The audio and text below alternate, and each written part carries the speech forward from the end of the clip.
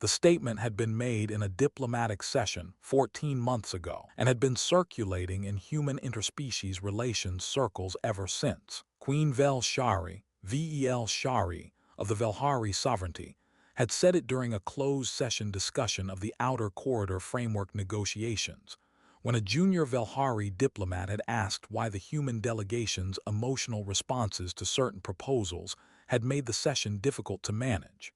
The Queen had said, with the specific precision of a head of state who chose her words carefully and meant all of them, humans feel too much. Their emotional architecture is not calibrated for interspecies governance. Every proposal becomes personal. Every setback becomes a wound. Every success becomes a celebration that delays the next item on the agenda. They feel things at the wrong scale for the work. The statement had been marked confidential. It had not remained confidential. Within 3 months, it had been reported in 4 galactic news services, quoted in 2 academic papers on human-Velhari relations, and become the specific kind of diplomatic friction that required management. The human delegation had officially noted the statement.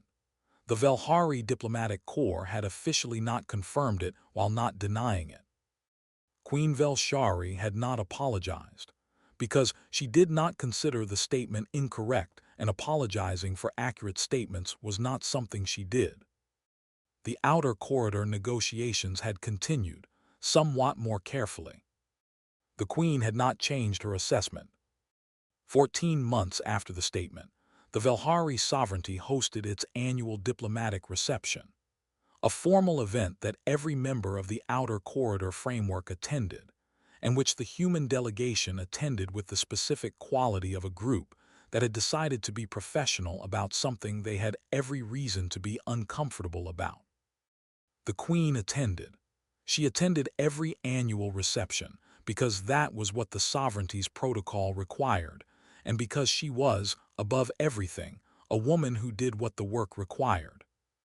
The human delegation's senior diplomat, Ambassador James Okafor, attended. He attended because that was what his role required and because he was, above everything, a man who showed up for things. They had not spoken directly since the statement had become public. At the reception, they found themselves at the same section of the room at the same time. The Queen said because she was not a person who avoided things, "Ambassador." Okafor said, "Your Majesty." There was a pause. Around them, the reception continued. People moved. Conversations ran in various languages. The specific ambient noise of diplomats being diplomatic filled the room. "I understand," said the Queen, "that my statement was reported outside the session." "It was," said Okafor. "I want to tell you," she said, "that I said it accurately." "I know," said Okafor. She looked at him. Something in his response, the absence of wound in it, the specific quality of a man who had heard the statement and was not presenting the statement as a wound, was not what she had expected. "You are not offended," she said. "I'm not sure offense is the useful response," said Okafor. "You were describing something real. The question is whether the thing you described is a liability or something else." She looked at him more carefully. "What would the something else be?" she asked. "That," said Okafor, "is what I would like to talk about if you have time." She had, for the first time in the 14 months since the statement, a conversation about it that was not a diplomatic management exercise. It lasted 3 hours. By the end of it, she had not changed her assessment of humans. She had changed her assessment of what the assessment meant. Welcome back to Fitzage. Today's story is about a specific kind of strength that our culture has spent a great deal of energy mischaracterizing. The Velhari Queen was not wrong. Humans do feel. We feel at a scale and a range and a frequency that other species find, at minimum, surprising and, at maximum, overwhelming. We feel things that other species consider professionally inappropriate, personally excessive, and operationally counterproductive. She was not wrong about any of that. What she had not accounted for, what Ambassador James Okafor spent 3 hours helping her understand, was the difference between feeling too much and feeling correctly, between the emotional response that is calibrated wrong and the emotional response that is calibrated exactly right, between the wound that stays a wound and the wound that becomes information. This is a story about a man who felt the right amount, not less, the right amount, and about what a queen who had spent her career believing that feeling was a liability discovered when she met someone for whom it was not. Settle in. Queen Vel Shari had been ruling the Velhari Sovereignty for 22 years. She had taken the throne at 31, in circumstances that her official biography described as a period of significant internal challenge, and that the historical record described more directly as a succession crisis that had required her to make 3 decisions in her first week that had each been the kind of decision that defined the subsequent decades. She had made all 3 correctly. 22 years of ruling a multi-system sovereignty had produced in her a relationship with emotion that was, by her own analysis, functional. She felt things. She was not a being without feeling. This was a misconception that people who had not worked with her sometimes formed, based on her precision and her composure. She felt things with the same intensity that any Velhari did. What she had developed, over 22 years of decisions that affected millions of people, was a calibration, the ability to feel fully and to act from something other than the feeling. The feeling was information. The action came from the analysis. This calibration had been hard-won. She had made decisions in the early years that had been more informed by feeling than by analysis, and she had lived with those decisions and learned from them.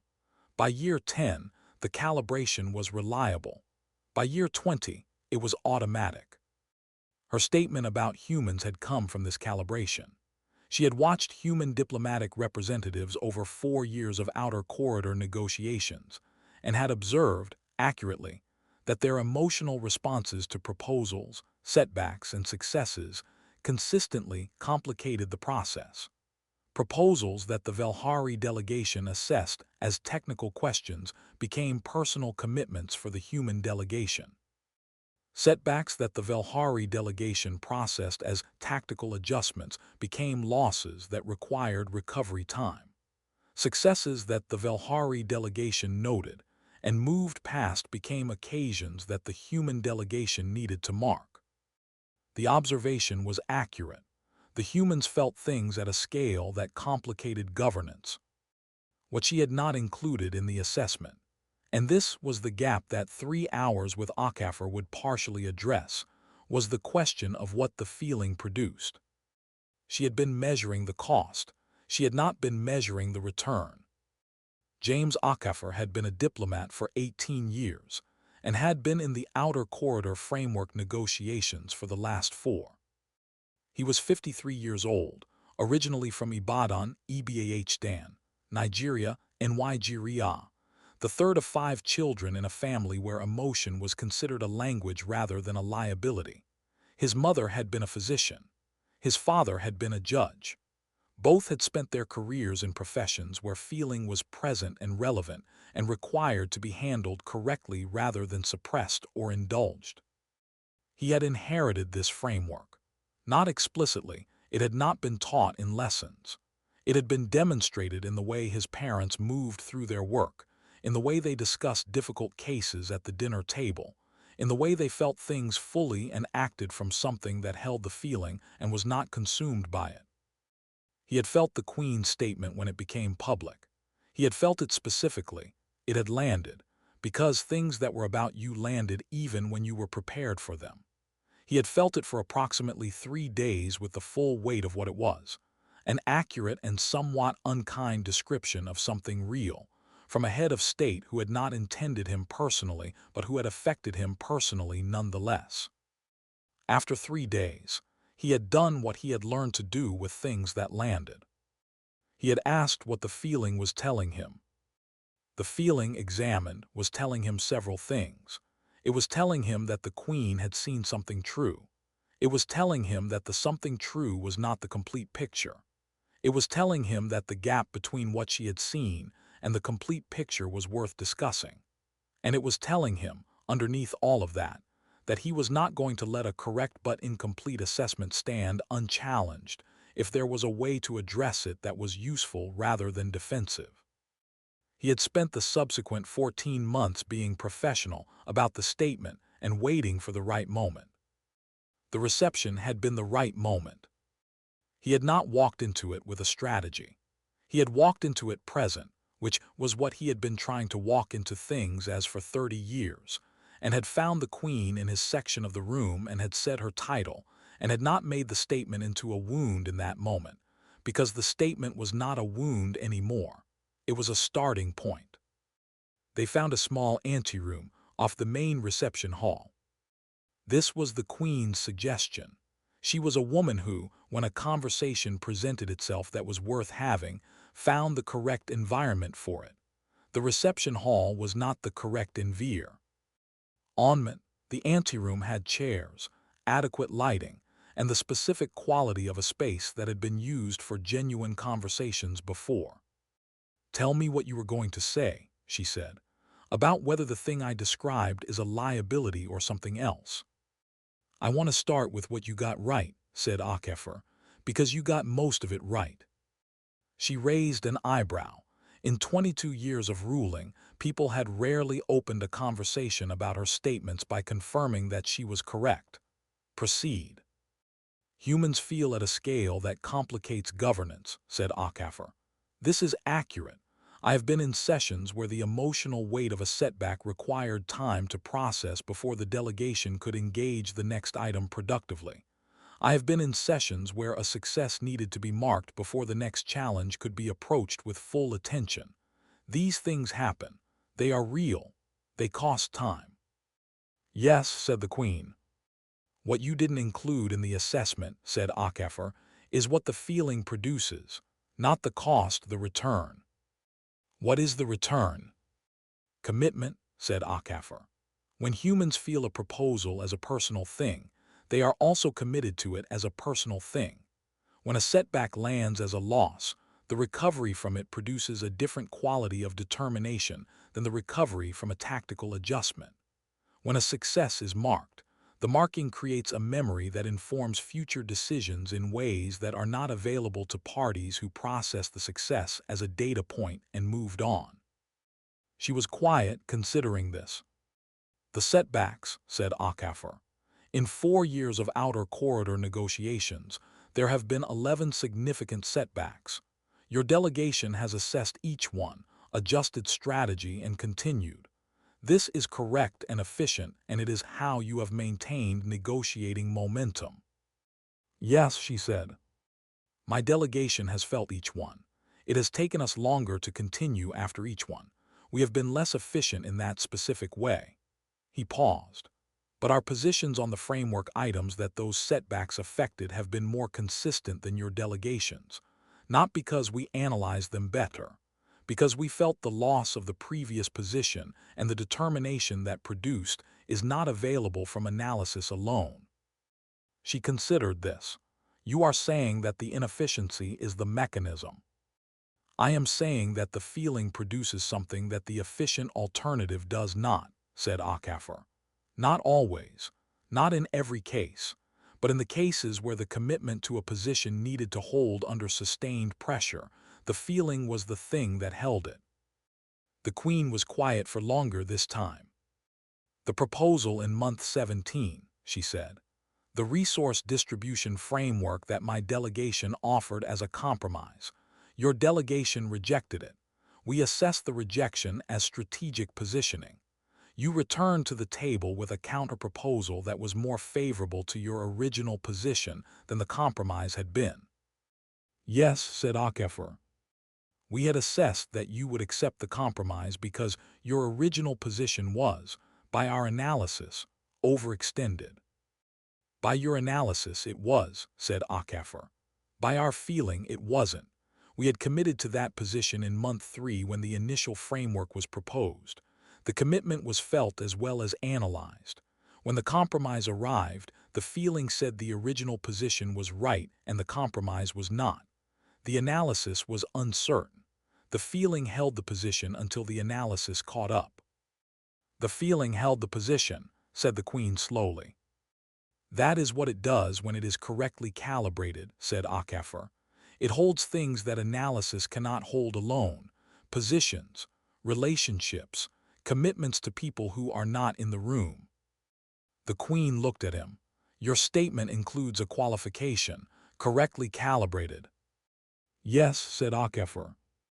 Your statement implies that there are humans for whom it is incorrectly calibrated. Yes, said Okafor. Your original statement was accurate for some humans. Feeling at the wrong scale in the wrong direction on the wrong things, that is what you described. It is a real problem. I'm not arguing it isn't. He paused. I'm arguing that the correctly calibrated version of human feeling is not a liability. It is a different kind of asset from what you are used to. And I am arguing that the difference between correctly calibrated and incorrectly calibrated is not a genetic difference. It is the result of learning, of spending years understanding what the feeling is telling you and acting from the analysis while keeping the feeling.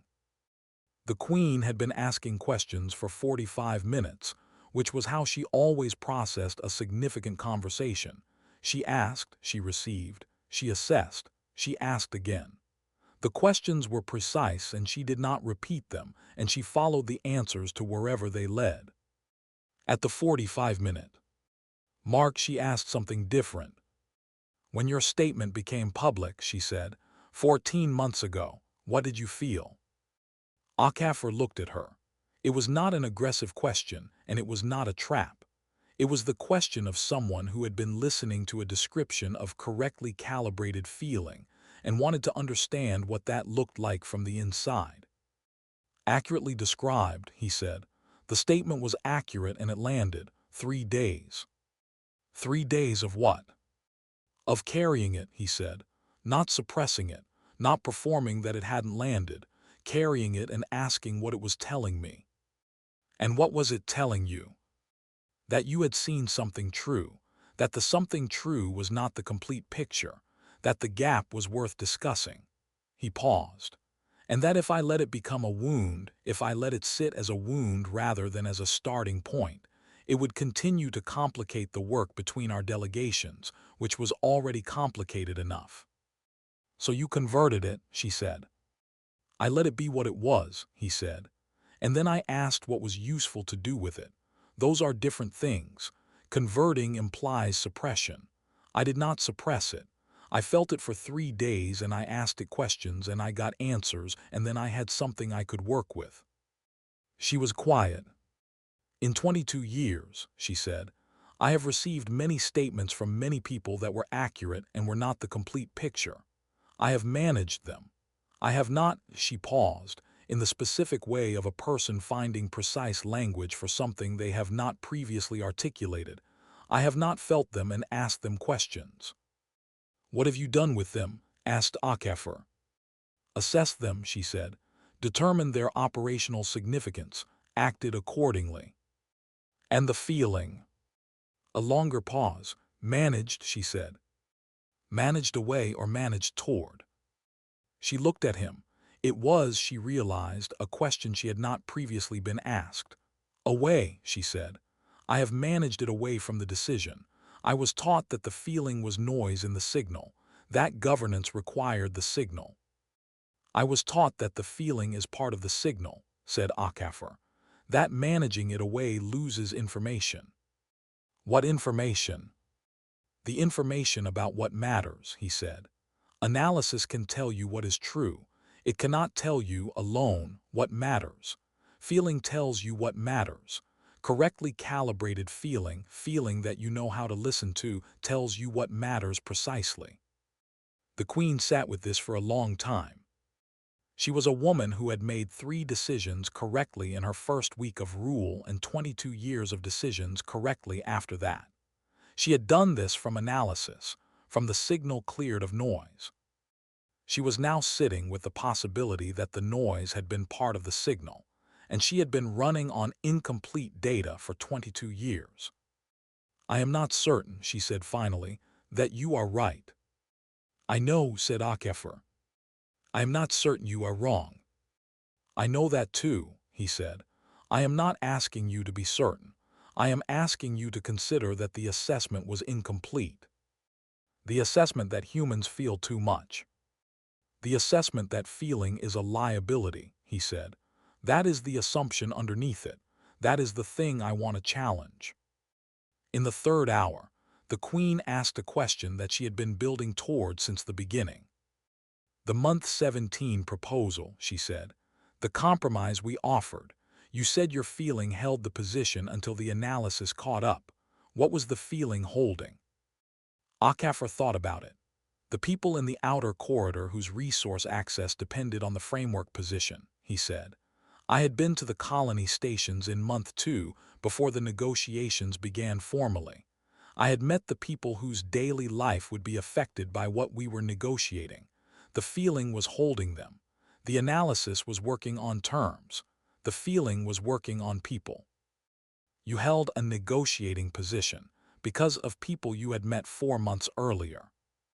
Because I had felt the importance of what they needed," he said. "The analysis understood it abstractly. The feeling held it concretely. When the compromise arrived, the feeling said, 'This is not enough for those people.' The analysis took another 3 weeks to confirm what the feeling had said immediately." The Queen was very still.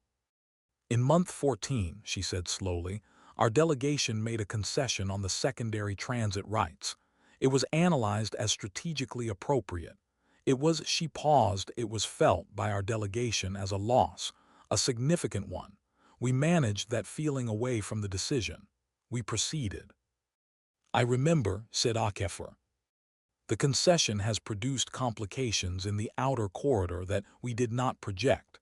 The analysis did not predict the complications. They emerged from factors that the analysis did not fully account for." "Yes," said Okafor. "If we had not managed the feeling away," she stopped. She was working through something. "If we had asked what the feeling was telling us." "You might have had information that the analysis was missing," said Okafor. "Or you might have had noise. That is the challenge. The feeling requires calibration to be useful. Without calibration, it is noise. With calibration, it is part of the signal." "How do you calibrate it?" she asked. "Practice," said Okafor. "Years of asking what the feeling is telling you, then checking whether it was right, then asking again. It is the same process as calibrating any other instrument. You run it and you check the output and you adjust." He paused. "And you do not manage it away while you are calibrating it. You have to keep it in the room to learn what it is saying." The Queen was quiet for a long time. "You said at the beginning," she said, "that I got most of the assessment right." "Yes." "What did I get wrong?" He considered the question carefully because it was the real question and it deserved the real answer. "You got wrong," he said, "the direction of the problem. You identified humans who feel incorrectly calibrated and described the feeling as the problem. The feeling is not the problem. The calibration is the problem, which means the solution is not less feeling. It is better calibration." He paused. "And you got wrong the assumption that the Velhari approach, managing feeling away from decisions, has no cost. It has a cost. The cost is the information that the feeling contains. You have been making decisions without that information. Some of those decisions have been correct. Some have had complications that a different approach might have avoided." She sat with this. "Month 14, she said. "Possibly," said Okafor. "I don't know your feeling about it. I know the outcome." "I know the feeling," she said. "I managed it away." A pause. "If I had asked it what it was telling me," she said, "I think it would have said that the concession was more significant than the analysis was treating it as." "What would you have done with that?" "I don't know," she said. "I have not practiced asking." She looked at him with the specific expression of a person who has been shown a gap in their approach and is deciding what to do about it. 22 years without practice is a significant deficit. "It is a starting point," said Okafor. The reception had ended 2 hours before they left the anteroom. Neither of them had noticed. The staff of the venue had noticed and had made the specific professional decision that whatever was happening in the anteroom between the Velhari Queen and the human ambassador was not something they were going to interrupt. When they emerged, the hall was being cleared. A few diplomatic staff from both delegations were waiting with the patience of people who had learned not to ask questions. The Queen's senior aide, a Velhari diplomat named Sova Orath, approached with the expression of someone managing a schedule that had long since departed from its plan. "Your Majesty," said Orath, "the convoy is prepared." "A moment," said the Queen. She turned to Okafor. They were standing in the emptied reception hall, in the specific quality of light that remained after an event has ended, and before the space has been fully converted back to its neutral state. "The statement," she said. "I said humans feel too much. I said their emotional architecture is not calibrated for interspecies governance." "Yes," said Okafor. "The first part was incorrect in its framing," she said. "The quantity of feeling is not the variable. The calibration is the variable." "Yes," he said. "The second part was incomplete," she said. "I was describing incorrectly calibrated feeling. Correctly calibrated feeling may be, I am not prepared to say it is, a different kind of asset than I have been using in governance." "That is a precise summary," said Okafor. "I am precise," she said. "It is a quality I have always had. I am now wondering whether precision applied to incomplete data has been producing less accurate outcomes than I have assumed." Okafor looked at her. "That is the most accurate thing anyone has said in this hall tonight," he said. A pause. "Ambassador," she said, "the Outer Corridor Framework negotiations. The next session is in 6 weeks. "Yes. I would like to approach the next session differently," she said. "Not with less analysis. With the analysis and with," she paused, finding the precise language with the question, "What is the feeling telling me?" as an addition to the analysis, not a replacement. "That is the correct approach," said Okafor. "I have 22 years of not practicing it," she said. "I expect I will not do it well initially." "No," he agreed. "You won't, it takes time." "I am prepared for that," she said. "I have been prepared for the time that difficult things take for 22 years. This is a different kind of difficult thing, but it is still a difficult thing." "Yes," said Okafor. She looked at him with the specific quality of assessment that 22 years of rule had made her capable of, the look of a person who sees precisely what is in front of them. "You felt my statement for 3 days," she said. "And then you converted it into a conversation that has taken 3 hours and changed my thinking about an assumption I have held for most of my reign." "I asked it what it was telling me," he said. "It told me the conversation was worth having." "Was it right?" He looked at her. "Yes," he said, "I think it was right." "Then the calibration was correct," she said. "In that case," he said, "yes." She nodded once, with the specific quality of someone who has completed an assessment and has arrived at a conclusion. 6 weeks, she said. "The next session." "I'll be there," said Okafor. The Outer Corridor Framework negotiations resumed 6 weeks later. Queen Vel Shari attended the first 2 sessions personally, which was unusual. Heads of state typically attended the ceremonial sessions and left the working sessions to their delegations.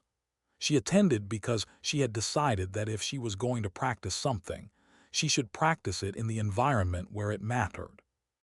The Velhari delegation noticed the change in her approach. It was subtle. She was not suddenly emotional in any visible way. She was still precise. She was still analytical.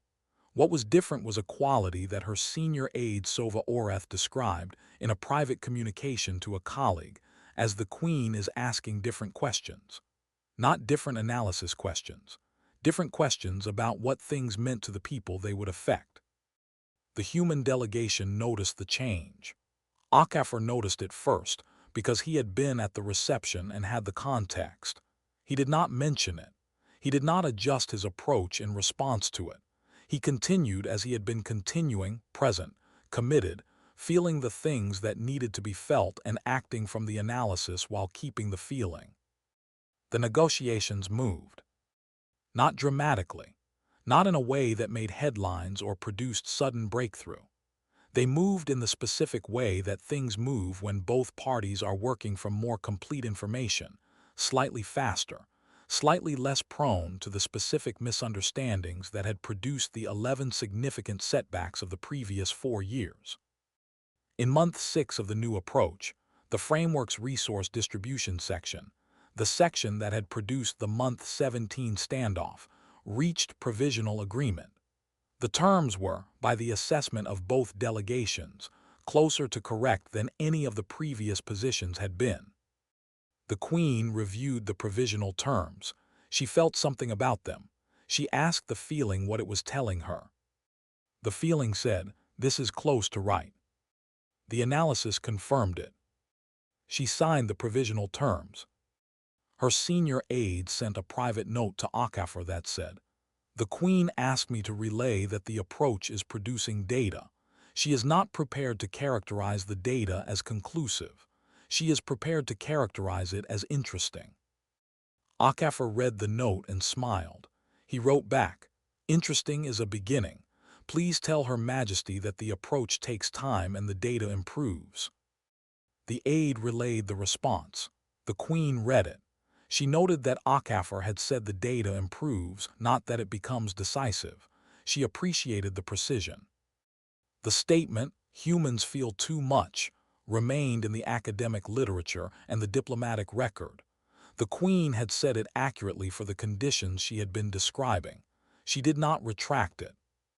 She did, in a closed session addressed to her diplomatic corps 6 months after the reception, say something that was noted as a significant departure from her previous position. She said, "I have been operating on the assumption that feeling is noise in the governance signal. I am revising this assumption. Incorrectly calibrated feeling is noise. Correctly calibrated feeling is part of the signal. The difference between these two things is the work of years. I am beginning the work." The address was marked confidential. It remained confidential. In the Outer Corridor Framework's official record, the Provisional Agreement on Resource Distribution was noted as Progress on Framework Item 7, Resource Distribution. Provisional terms agreed, both delegations expressing confidence in continued progress. In Okafor's private notes, which he kept in the same small notebook that James had kept, he wrote, "Month 6, Framework Item 7, Provisional Agreement." She asked the feeling what it was telling her. It told her this was close to right. The analysis confirmed it. She signed. Below that, after a moment, he added, 3 days carrying a statement, 3 hours in an anteroom, 6 months of practice, provisional agreement on the hardest item. In the framework. He paused. "The calibration was correct," he wrote. "The conversation was worth having." He closed the notebook. He had a 7 o'clock the next morning, and he needed to be present for it. He slept well. And that is the story of a statement. 3 days, 3 hours, and the difference between feeling too much and feeling exactly the right amount. Here is what I want to leave with you today. The Queen was not wrong.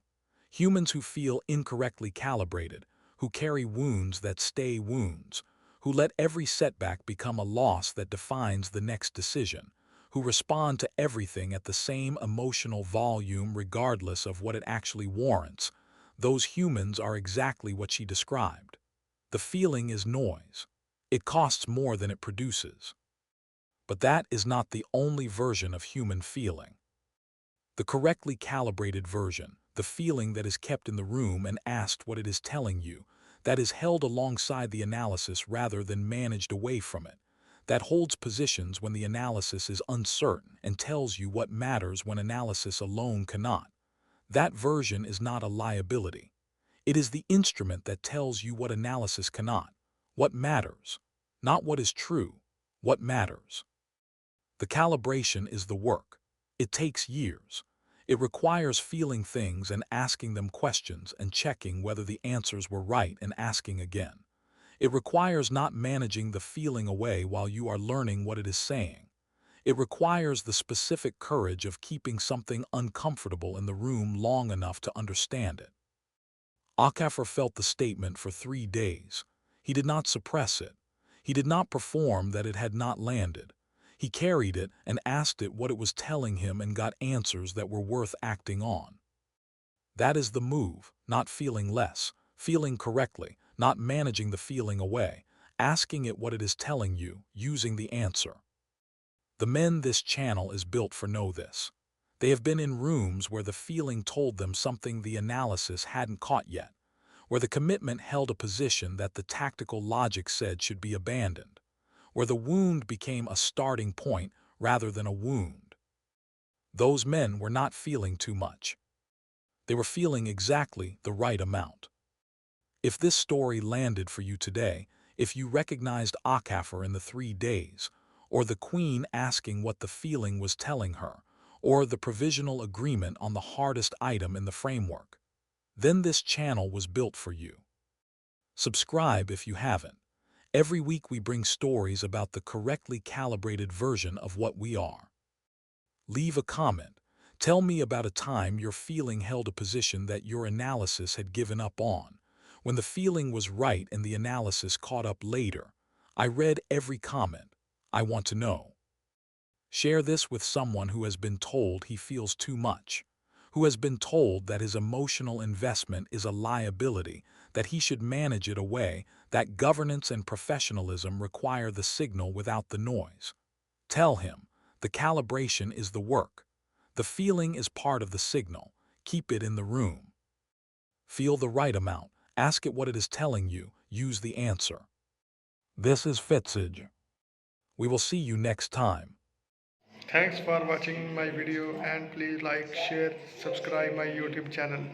Let's begin the story.